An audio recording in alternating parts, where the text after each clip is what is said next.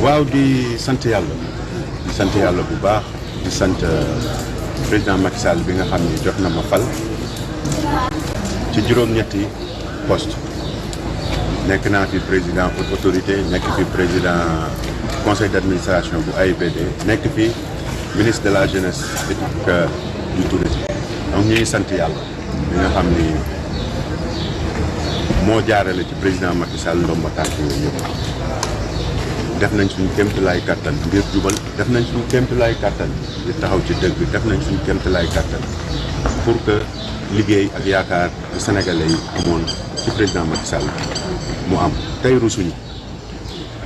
parce que ci fukki at ak ñaar amul benn sénégalais bu mën a miim li mu def ci réew mi ak li mu yokk ci réew mi léegi nag tey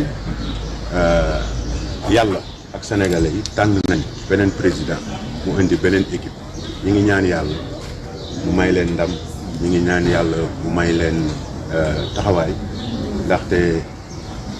li ñu dig askan bi ñu def ko parce que njariñu lépp la lool waaye ñu bàyyi parparloo bi ak wax ci ak leneen wax du ñaaw mujjul fenn dama koy wax parce que juróom ñaari at jàpp la sàcc nga sa njaboot say rak sa jabar sa soxna jël say photo jabar taf dem indi ku nekk fa lay jox xaalisam ñu ngi kii sa jabar la su wax waaye alhamdulilah dëgg rek ay poste yi ma fi lim sànq nga xam ni loolu dong laa def ci fukki at ak ñaar yi nii amul ci benn poste boo xam ni dinañ la jox alalu askan bi kon koy mën a jël alalu askan bi ñi koy yor dañ koy xam poste yi ma lim nii yooyu yëpp doo jotee alalu askan bi ba mën cee jël waaye nag boo jiitoo da ngay nangu waaye ñu xam ni que metti woon ci ñun metti woon na ci suñuy àndandoo metti woon na ci suñu njaboot metti na ci suñuy wayjur surtout bu la yàlla nattoo nga am wayjur bu mel ni man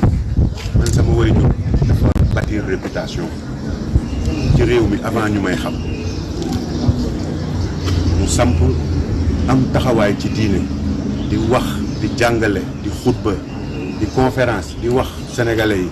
yar leen seen doom ci njub yar leen seen doom ci maandu yar leen seen doom ci lii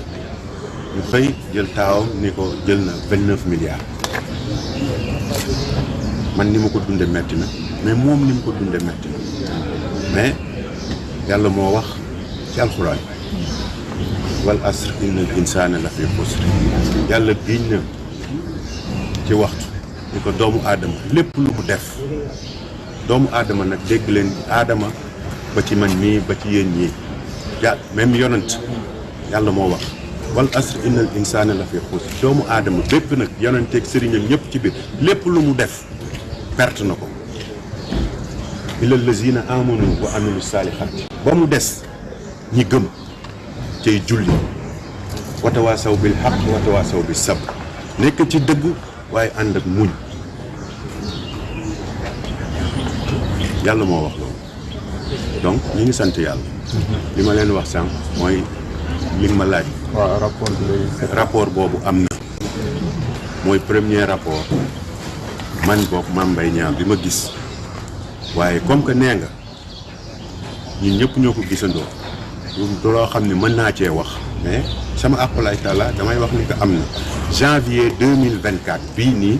la génn mat na ñetti weer xaw ma sax lu tax ñu nekk ba tey ñu ciy wax ginnaaw rapport boobu noonu pré rapport am na laaj nañ ma ci tontu naa donte am na ñu jàpp ni que liñ ma laaj sax waruñu ma ko woon laaj waaye ngir njekk ak teraanga ak wormaal ña ma laaj damay tontu donc ñu ngi sant yàlla bu baax a baax a baax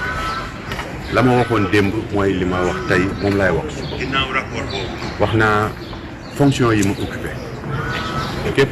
ku gis këyit waxatuma sax rapport boo xam ni bind nañ ci Mame Mbaye jël na tarfatal ay ni nee naa la buñ ma woo nañ ko publier man maay yóbbu sama bopp donc ñu ngi sant yàlla. kon jàppal ni que comme que yaa ngi ma gis nii ma taxaw. et que man rapport boobu ngay wax